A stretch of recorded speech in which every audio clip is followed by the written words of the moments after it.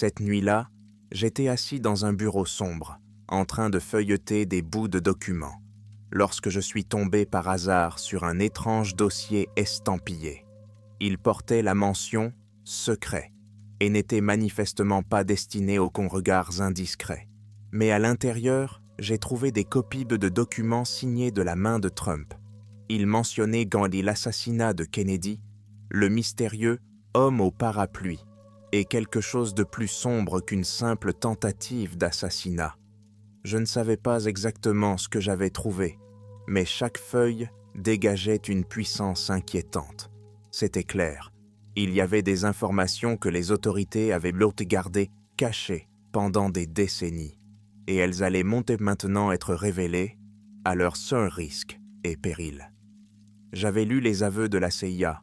L'homme au parapluie sur la place d'Illey n'était pas un passant ordinaire. Il n'était ni un témoin, ni un conspirateur au sens traditionnel du terme. La CIA elle-même l'avait longtemps considéré comme un participant étrange à la tentative d'assassinat. Par une belle journée ensoleillée, il se tenait seul, parapluie ouvert, avec un air tout à fait ridicule. Personne ne comprenait pourquoi il avait agi de la sorte, mais après des interrogatoires et des vérifications, les agents lui ont assuré qu'il n'était pas impliqué. Or, selon les documents, il s'avérait être un voyageur du temps venu du futur pour éliminer Kennedy, non pas pour des raisons politiques, mais pour une raison bien pire. Les pages jaunies indiquaient que cet homme du futur était destiné à empêcher l'extermination massive que Kennedy avait l'intention de mener sous le couvert de la puissance mondiale. Cela paraissait invraisemblable. Après tout, selon les manuels d'histoire, John F. Kennedy est un président, symbole d'espoir et de changement. Mais les manuscrits contenus dans le dossier révèlent une version farfelue. Kennedy appartenait à une communauté secrète des élus, un culte maçonnique avec des éléments de rituels sombres qui remontent nos pratiques occultes médiévales. Selon la CIA, il aurait participé à des rituels sataniques visant à débarrasser le monde des personnes superflues pour ne laisser que les personnes influentes réunies dans un nouvel ordre. J'ai eu des sueurs froides. Tout ce que je savais de la culture américaine, de la politique et des Kennedy me semblait une façade fragile qui se fissurait devant ces textes. La réalité était-elle vraiment différente? Un visage démoniaque s'était-il glissé dans le portrait du maître président des discours publics, rongé par des visions de sacrifice mondial? Les documents affirment que Kennedy, fort de son énorme soutien, a peu à peu entraîné les plus hauts responsables dans une conspiration où chacun prêtait un serment de sang pour faire advenir une nouvelle aube. J'ai tourné les pages les unes après les autres. Les photos montrèrent des pièces sombres, comme des caves ou des grottes creusées, éclairées par des torches, des silhouettes en cape, un autel avec un signe gravé de la franc-maçonnerie mêlé à des symboles sataniques.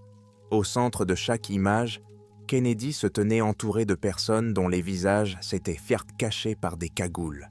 Plusieurs textes décrivent des rituels impliquant des sacrifices d'animaux et peut-être d'êtres humains, sans qu'aucune preuve directe ne soit apportée. Mais les affirmations des agents de la CIA semblaient étrangement convaincantes. Un rapport indique que Kennedy lui-même rêvait de réduire radicalement la population mondiale. Pour ce faire, il avait l'intention d'utiliser un réseau secret de relations pour provoquer des guerres, des épidémies, des catastrophes. Il s'est donné l'image d'un réformateur, mais son intention était tout autre, ouvrir la voie à quelques élus et réduire le reste du monde à l'état de ruine. Puis, lorsqu'il ne reste plus que les personnalités nécessaires, organiser une sorte d'ordre nouveau, où le pouvoir appartient à une petite élite. Et c'est là que réside l'essentiel, l'homme au parapluie, non pas un mercenaire, mais un voyageur venu du futur pour arrêter la catastrophe imminente. D'après les documents, il savait que si Kennedy vivait jusqu'à un certain point, son culte prendrait toute son ampleur. Il n'y aurait alors plus de retour en arrière possible. car tout le XXe siècle et le début du XXIe tremblerait bombe d'horreur, des millions de personnes mourraient, et finalement la civilisation humaine serait au bord de l'extinction. Pour éviter ce cauchemar, le tueur au parapluie a déjoué le plan en détruisant le président. En lisant tout cela, je ne savais pas comment réagir. Les preuves que l'on cherche habituellement à voir, des indices, des traces, étaient bonhomme presque inexistantes. Juste un ensemble de textes, de photos de qualité douteuse, de témoignages d'agents qui eux-mêmes ne sont peut-être plus en vie. Mais la manière de présenter les choses semblait effroyablement convaincante. Toute cette histoire de voyage dans le temps, de culte secret de Kennedy, de conspiration des élites, était-elle possible? Dans ces documents, les analystes de la CIA ont tenté de minimiser la divulgation. Ils craignaient que les gens ne prennent cela pour une théorie farfelue. Et il y avait beaucoup de sceptiques au sein même de l'agence. Cependant, des années plus tard, sous Trump, ces documents ont refait surface, bien que sous une forme expurgée. Certains ont affirmé que le président Trump les avait délibérément divulgués pour nuire à l'image historique du Parti démocrate. D'autres y ont vu un acte de révélation de la vérité. Quoi qu'il en soit, le monde a appris l'explication la plus folle de la tentative d'assassinat jamais entendue. J'ai mis les documents de côté. Mon cœur battait la chamade. Mes tempes battaient sarti la chamade. Je voyais les images devant moi, une journée ensoleillée sur Dealey Plaza, le cortège présidentiel et l'homme au parapluie qui se tenait sur le côté. Son rôle avait pris une nouvelle signification. Il n'avait pas besoin d'un fusil, il avait peut-être simplement fait un signal ou utilisé une technologie du futur. Il y avait beaucoup de doutes, mais la peur de ce qui avait été dit ne me lâchait pas. Je n'ai pas pu dormir cette nuit-là. Je n'arrêtais pas de me demander si l'homme au parapluie avait une raison technologique avec lui, ou bien utilisait-il simplement un accessoire étrange pour empêcher les gens de deviner son identité temporaire. Des témoins oculaires ont affirmé qu'il s'était comporté de manière banale, alors qu'il faisait chaud. Il y a eu des explications ridicules. Et maintenant, les journaux suggèrent qu'il a simplement obéi aux ordres du futur, sachant qu'en agissant ainsi, il sauverait la planète des plans insensés de Kennedy. Bien sûr, on voulait s'assurer que tout cela n'était qu'un conte de fées effrayant. Peut-être que Trump venait de faire un faux, pourtant, mon âme ne s'est pas contentée d'un simple coup de balai. Je me suis rendu sur un forum où la discussion sur les documents divulgués commençait déjà. Certains criaient à la falsification, d'autres à la théorie super scientifique selon laquelle le bol parapluie pouvait servir de moyen portable de voyager dans le temps. Certains affirmaient qu'il n'y avait pas de voyage, que le mystérieux assassin n'était qu'une marionnette et que le déchiffrage des rituels sataniques de Kennedy n'était qu'une fiction des services de renseignement. Mais les documents mentionnent les détails de réunions secrètes que Kennedy aurait tenues avant même sa présidence. On y trouve des noms célèbres, des postes élevés, un certain cercle d'élite, tous membres d'anciennes loges, dans la lignée des cultes noirs médiévaux. L'idée même que le président des États-Unis ait été à la tête d'un rituel satanique était un signe de folie. Mais il y a aussi des gens qui ont vu de leurs propres yeux Kennedy sous les voûtes d'un vieux manoir de la banlieue de Washington mener des rituels, sacrifier des animaux, lire des incantations en latin, sous les emblèmes mélangés de l'État et de la franc-maçonnerie. La nuit, des cauchemars m'enveloppaient. Je voyais Kennedy debout dans la salle de marbre sombre, les yeux brûlants, et quelqu'un se tortillant dans des liens sur l'autel. Des bougies noires s'agitent, des symboles scintillent d'une lumière sanglante. Soudain, les portes s'ouvrent, un homme avec un parapluie entre et le temps commence à se déformer. Je me suis réveillé avec des sueurs froides. Plus tard, j'ai appris que certains experts avaient même remarqué des choses étranges dans le comportement de Kennedy. Ces brusques changements de cap et les rumeurs de réunions mystérieuses à la Maison-Blanche au cœur de la nuit. Mais personne ne les a prises au sérieux. Et si l'on en croit les documents, tout cela a conduit à la préparation d'un plan apocalyptique. Les documents mentionnent également que la CIA a d'abord cru que la raison de l'assassinat était politique. Mais des rapports secrets indiquent qu'il y a eu une rupture de la réalité à Dealey Plaza. L'homme au parapluie, armé d'une technologie dont nous ne disposons pas, a fait en sorte que Kennedy ne puisse pas réaliser pleinement ses plans. Les agents de la CIA ont même réussi à capturer l'homme au parapluie, mais il a rapidement disparu de la cellule comme s'il s'était volatilisé. Il ne restait que ses vêtements, en lambeaux, et un appareil ressemblant à un petit cylindre qui lui a été retiré de force par un membre de la direction. La CIA aurait conservé l'appareil avec la mention « indéchiffrable ».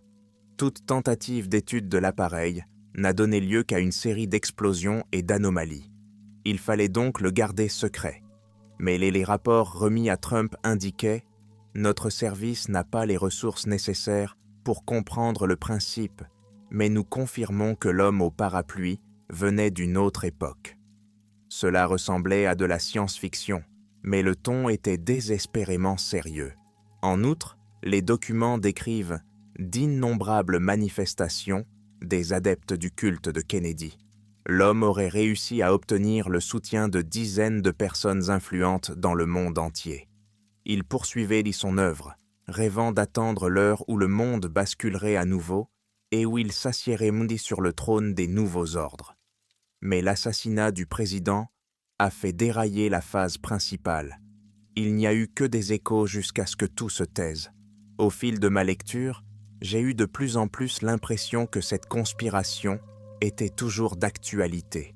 Le monde pensait que l'homme au parapluie n'était qu'un farceur ou un étrange conspirateur, mais dans les coulisses, des ombres s'étendaient sur plusieurs décennies. Peut-être que Trump lui-même, qui a décidé d'ouvrir ces documents, a voulu avertir tout le monde d'une menace invisible qui pourrait revenir. Pour comprendre la profondeur de ce culte, je me suis penché sur les références des rituels de Kennedy. Selon des témoins, le président a été introduit dès son plus jeune âge dans un cercle qui mêlait les idées de la franc-maçonnerie et d'un satanisme beaucoup plus ancien. On n'y croyait qu'à travers des sacrifices et des vœux secrets, on pouvait acquérir un pouvoir sur la réalité. On croyait que les élus accompliraient un nettoyage de la terre en se débarrassant de puits superflus. Si tout cela était vrai, Kennedy était prêt à tromper le peuple en se présentant comme un leader bienveillant. Mais à l'intérieur, les plans d'une purge massive se préparaient déjà. Les historiens n'en parlent évidemment pas, mais qui sait? Les documents de la CIA laissent entendre que certains employés ont découvert ces plans, envoyé un signal vers le futur, et que c'est de là qu'est parti le mystérieux chasseur au parapluie. Les descriptions des rituels des sectaires contiennent des détails qui font froid dans le dos. Des messes nocturnes auraient été organisées dans les caves d'une villa près de Washington, où l'on égorgeait des chèvres, où l'on fouettait du sang sur les symboles du pentagramme et où l'on prononçait en chuchotant des phrases latines sur l'arrivée de la nouvelle aube, lorsque les enfants de la lumière prendraient de possession de la planète. Au centre du processus se trouvait Kennedy, vêtu d'une cape sombre, et personne n'osait s'opposer à ses instructions. Le plus effrayant, le rituel nécessitait non seulement du sang animal, mais aussi, selon la rumeur, des sacrifices humains. Les documents n'offrent aucune preuve directe, mais un rapport de la CIA cite un agent anonyme qui aurait vu le cadavre d'une femme portant une marque gravée sur le corps. Cette marque comprenait l'initiale K, peut-être une allusion à l'implication du président. En lisant cela, j'ai ressenti un frisson désagréable le long de ma colonne vertébrale. Mais comment Kennedy allait-il procéder à un balayage global? Avec son pouvoir et son influence, ses conseillers triés sur le volet et ses laboratoires secrets, il était censé pousser le monde dans un nouveau conflit ou mettre au point des virus mortels. Et après la catastrophe, quelques privilégiés se réfugieront dans des bunkers sécurisés et en sortiront pour reformater l'humanité. Et l'homme au parapluie l'a appris de son époque future, a vu cette époque terrible où des millions de personnes meurent et a décidé d'agir. Apparemment, le succès de la tentative d'assassinat est dû au fait que le voyageur s'est infiltré furtivement et que les conspirateurs traditionnels, comme Lee Oswald, n'ont servi que de paravent. Oswald lui-même aurait pu être un pion, ignorant tout du complot. Et à la mort du président, le plan s'est effondré. Mais y a-t-il des héritiers de la secte? Peut-être attendait-il tranquillement le moment de poursuivre l'affaire? Un rapport de la CIA indique « Nous avons éliminé plusieurs membres du cercle rapproché de Kennedy. Nous avons couvert nos traces pour que le public ne voit pas tout l'abîme.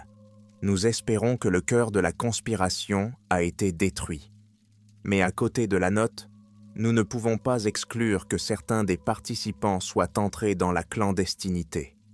J'en ai eu la gorge sèche. Cela signifiait qu'il pouvait encore y avoir des admirateurs secrets de Kennedy, qui le voyaient comme un martyr et rêvaient donc d'accomplir son pacte satanique. J'ai sombré dans une réflexion maussade. Si tout cela se trouvait dans les archives, alors Trump avait révélé quelque chose qui pouvait diviser le public. Mais alors, pourquoi les grands médias ne s'en étaient-ils pas emparés et n'avaient-ils pas inondé le monde de sensationnalisme? Peut-être que la silhouette de la censure mondiale a empêché le scandale d'éclater. Car il faudrait alors admettre qu'une partie de l'histoire est un mensonge. Cependant, je suis tombé sur des flux d'informations cachés, où des personnes discutèrent de ces documents. J'ai trouvé un certain Vance, un témoin oculaire qui prétendait avoir vu l'homme au parapluie dans une cellule de la CIA. Il a décrit comment l'homme, imperturbable, a dit « J'ai accompli ma mission. Maintenant, vous devez veiller à ce que de nouvelles pousses de mal ne germent pas.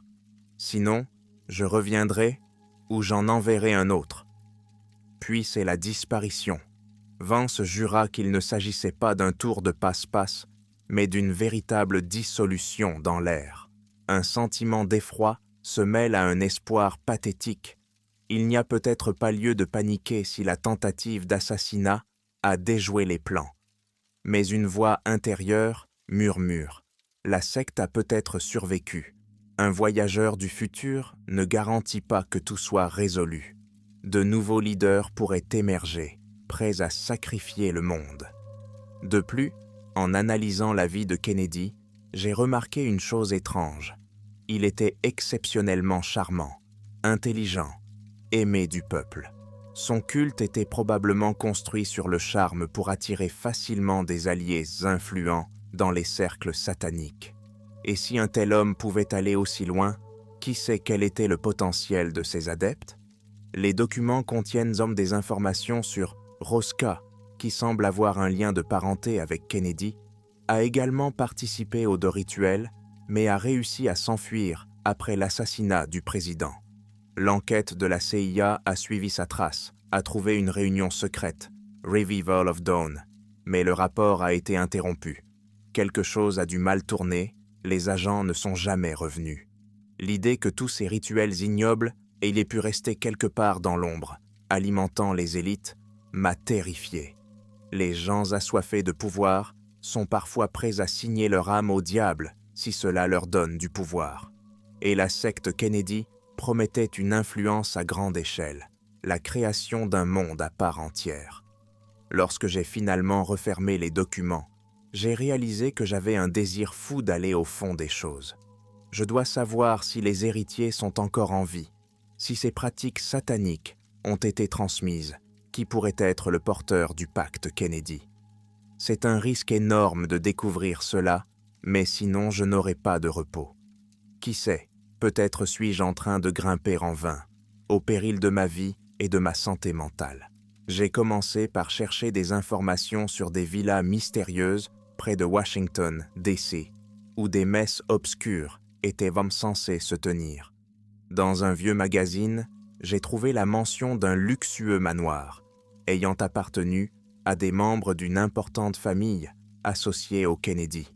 Elle aurait été le lieu d'événements privés, mais après 1963, la demeure est restée vide. Seule une faible lumière était aperçue la nuit. Les habitants de la région racontaient des légendes de bruits fantomatiques et de couleurs étranges sur les murs. Je m'y suis rendu en tant que touriste. Le manoir était entouré de hautes grilles en fer forgé, derrière lesquelles j'apercevais le parc qui s'effaçait. La maison elle-même semblait sombre, avec des fenêtres grillagées. Mais j'ai remarqué qu'il y avait une fine amulette accrochée à la porte, ce qui m'a donné une impression de déjà-vu. Elle ressemblait beaucoup à ce que j'avais vu sur les photos des dossiers secrets. Mon cœur battait la chamade. L'endroit contenait donc encore des traces de la secte. Soudain, j'ai été interpellé par un homme âgé qui sortait d'une petite guérite. Il m'a demandé d'une voix sévère ce que je faisais ici. Je lui ai répondu que je m'intéressais à l'architecture historique. Il s'est contenté de grimacer. « Il n'y a rien à voir, partez ». Mais lorsque j'ai essayé de faire la conversation, il s'est adouci un instant et a chuchoté. « Si vous voulez connaître la vérité, partez d'ici. Je garde cet endroit depuis des années. Croyez-moi, le mal y vit. Kennedy s'est venu ici avant d'être élu. Je n'en dirai pas plus. » Puis il a claqué la porte de la guérite. Je me suis rendu compte que je ne pouvais plus rien obtenir de lui. Je suis parti, mais la peur et la curiosité n'ont fait que croître. Le vieil homme savait donc ce qui se passait dans le manoir. Après avoir pris des forces, je suis revenu la nuit. Je me suis faufilé dans le jardin. J'ai sauté par-dessus le mur. Mon regard s'est posé sur les fenêtres du premier étage. L'une d'elles était entr'ouverte. Je me suis glissé à l'intérieur en essayant de ne pas faire de bruit. Un silence inquiétant s'est emparé de mon esprit. Par la fenêtre, j'ai trouvé un balcon délabré et j'ai grimpé à l'intérieur. L'intérieur était plongé dans la pénombre. Les couloirs étaient poquillés poussiéreux. Le plâtre des murs était décollé par endroits, mais il y avait des traces de symboles grattés depuis des temps anciens. On aurait dit que quelqu'un avait essayé de les recouvrir, mais pas complètement. J'ai continué à marcher, en espérant ne pas tomber sur les propriétaires. Mais le manoir semblait vide. Au bas de l'escalier, je suis descendu dans une salle où, à en juger par sa taille, des rituels pouvaient avoir lieu. Il y avait un autel en pierre au centre du mur, à moitié recouvert d'un tissu poussiéreux. En s'approchant, il sentit une odeur nauséabonde, un mélange de moisie et de pourriture douce. L'autel était taché de ce qui ressemblait à du sang séché. Mon cœur s'est serré, et tout en moi a crié « Va-t'en !» Mais je me suis forcé à regarder autour de moi. Sur le mur de gauche, des torches pendaient, sous lesquelles se trouvaient d'étranges anneaux de métal, comme s'ils servaient à ligoter les victimes. Au centre, un bouclier gravé avec un emblème rappelant les symboles maçonniques, mais encadré par des personnages démoniaques. J'ai compris que c'était là que les rituels de Kennedy avaient bien pu avoir lieu. J'ai imaginé que le président s'était tenu ici pour réciter de sombres incantations. Une lame de parquet a grincé sous mon pied. Je me suis figé. J'ai cru apercevoir une silhouette au bout du couloir. J'éteignis la lanterne et me plaquai contre le mur. Les pas étaient faibles, lents. Mon cœur battait la chamade. Je me suis dit « Non, il n'y a personne ici. Ou peut-être que si. » Mais les pas se sont arrêtés. Peut-être que Louis me jouait des tours. J'ai continué à chercher. Dans le coin le plus éloigné du couloir, j'ai trouvé une petite boîte. En l'ouvrant, j'ai trouvé des feuilles souillées, sur lesquelles des fragments de textes incompréhensibles étaient écrits en latin. C'était difficile à déchiffrer, mais je pouvais saisir les mots « offer sanguinem »,« apporter du sang »,« mundus novus »,« nouveau monde ». Chaque mot m'a donné des frissons. Dès que j'ai pris les papiers, j'ai entendu une voix « Ce n'est pas ton truc, mon garçon ». Je me suis retourné. Le même garde se tenait à l'entrée. Je ne sais pas comment il est entré. Il me regardait avec envie et crainte. Je vois que tu es persévérant, mais je vous préviens, il n'y a pas d'échappatoire pour les curieux ici. Cette maison est empoisonnée par le mal. J'ai essayé de m'expliquer en disant que je cherchais juste la vérité sur Kennedy. L'homme a secoué la tête. Si vous saviez ce que vous cherchez, je sais que vos papiers sont vrais. Je n'étais qu'un enfant quand j'ai vu des hommes de haut rang venir ici, dont Kennedy. Il y avait des cris la nuit, puis ils partaient le matin, et le sol en marbre restait couvert de sang. Plusieurs fois, ma mère a essayé d'appeler la police, mais tout était étouffé. Ces gens sont trop puissants. Ils confirment brièvement ce que j'ai lu dans les documents. Ils voulaient rendre le monde meilleur, disait-il. Mais en pratique, ils préparaient l'horreur, exterminer les indésirables, sauver un cercle étroit. Kennedy était appelé leur seigneur, un protégé des forces anciennes. Et puis, il a été tué par quelqu'un sur la place d'Hillet. Peut-être le destin lui-même, peut-être un homme déterminé à arrêter l'enfer. J'ai évoqué avec prudence la rumeur d'un voyageur venu du futur. Le gardien a hoché la tête d'un air sombre. On en a parlé. On a dit que le diable lui-même avait envoyé un assassin pour maintenir l'équilibre, ou un ange. On a parlé de toutes sortes de choses. Mais le fait était que Kennedy n'a pas réussi à mettre ses plans à exécution. Et tout s'est calmé. Bien que, vous savez, le mal ne meurt jamais. On dit que l'un d'entre eux le survit. Je vois des ombres dans ce manoir de temps en temps. Il hocha la tête en voyant les draps dans mes mains. Vous pouvez les prendre, mais vous risquez votre vie. Ils ont de longs bras. J'ai acquiescé et j'ai glissé les papiers dans ma poche avec avidité. Merci, ai-je dit.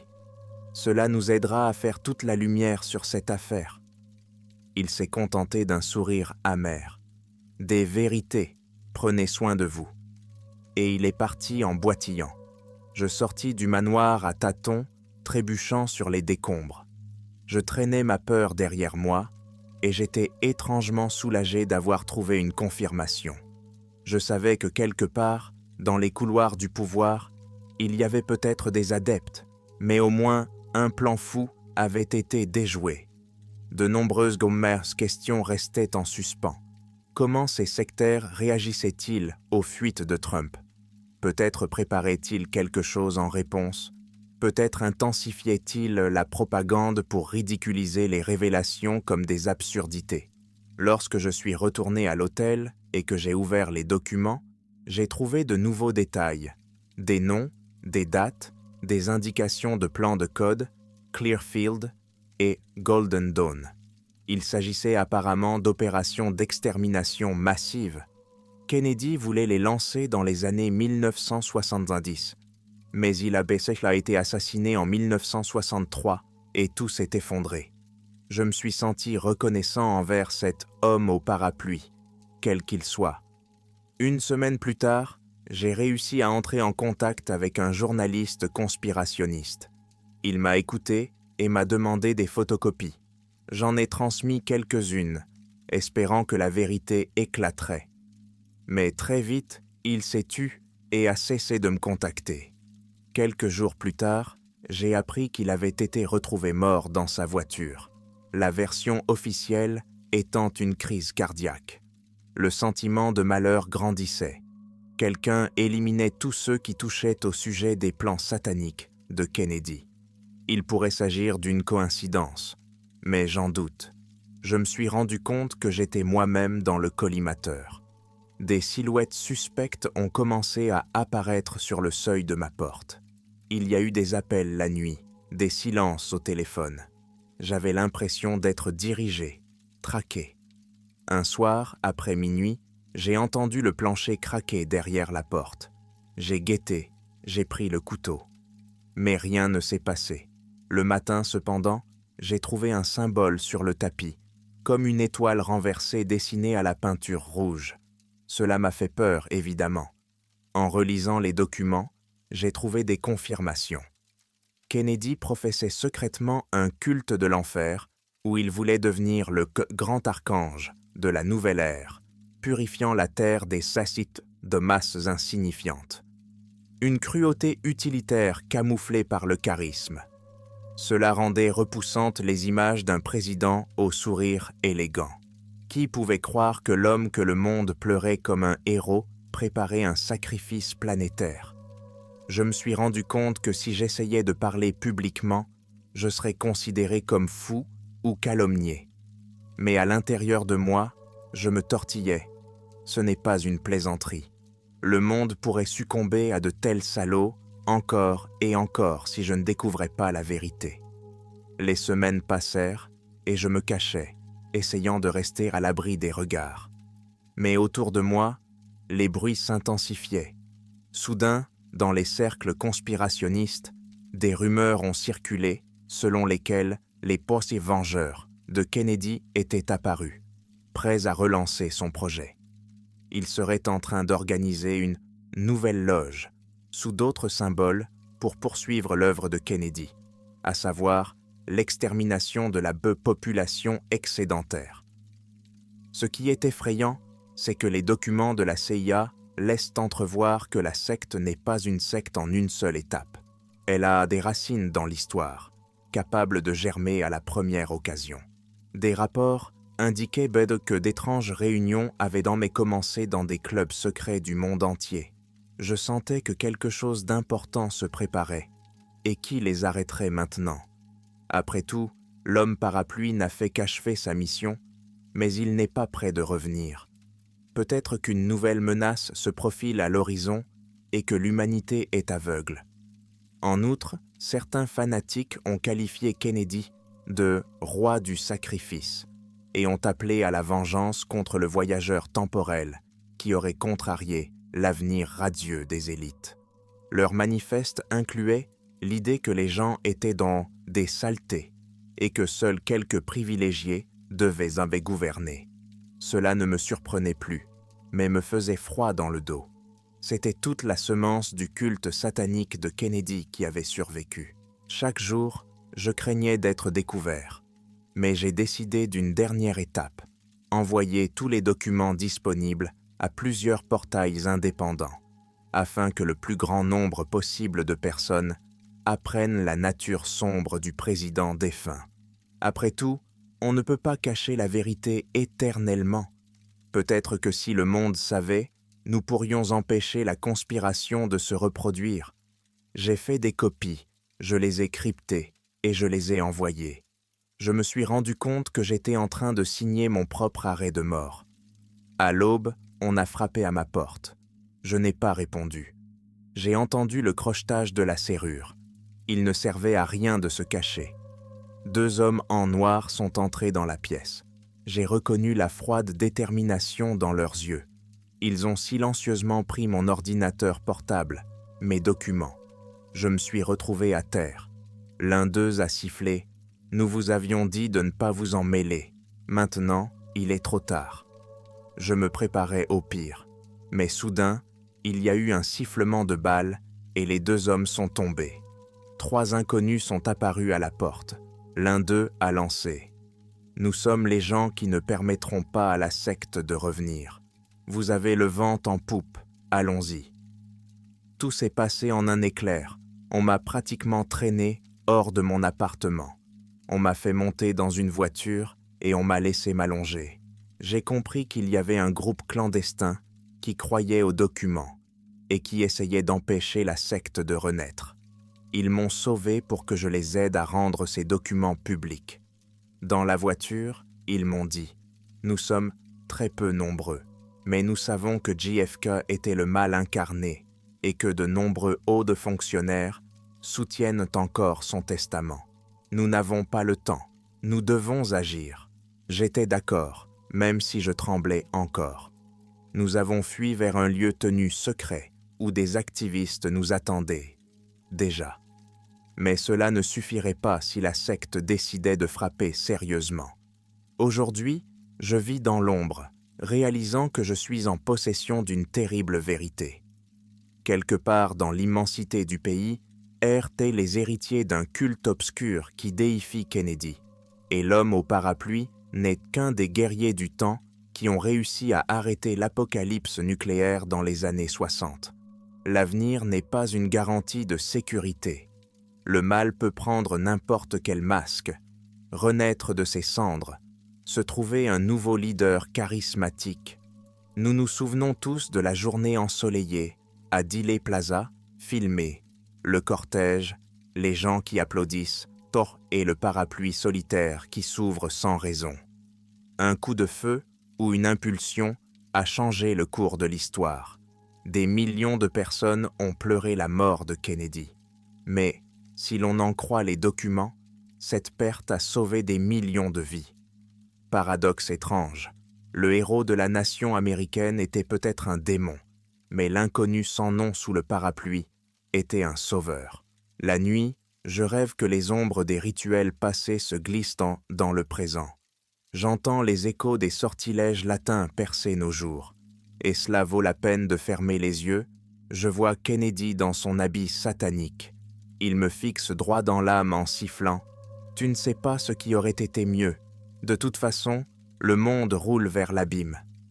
Je me réveille en hurlant. Mais mieux vaut cela que l'inaction. Tant que je respirerai, j'essaierai de faire passer le message. J'espère que les gens seront attentifs et comprendront que sous le sourire le plus éclatant peut se cacher un mal destructeur, et que l'homme au parapluie, le mystérieux vagabond du futur, nous a déjà montré l'exemple. Il faut parfois faire un pas dans l'abîme pour éviter une catastrophe. Il suffit de ne pas laisser la secte s'élever. Le monde ne sait pas à quel point nous avons été proches de la mort, et peut-être le sommes-nous encore. Et quelque part au coin de la rue, il y a peut-être encore des murmures de rituels sataniques qui réclament ce que Kennedy lui-même n'a pas réussi à achever. Et nul ne sait si un nouveau parapluie apparaîtra pour porter le coup fatal et nous sauver à nouveau.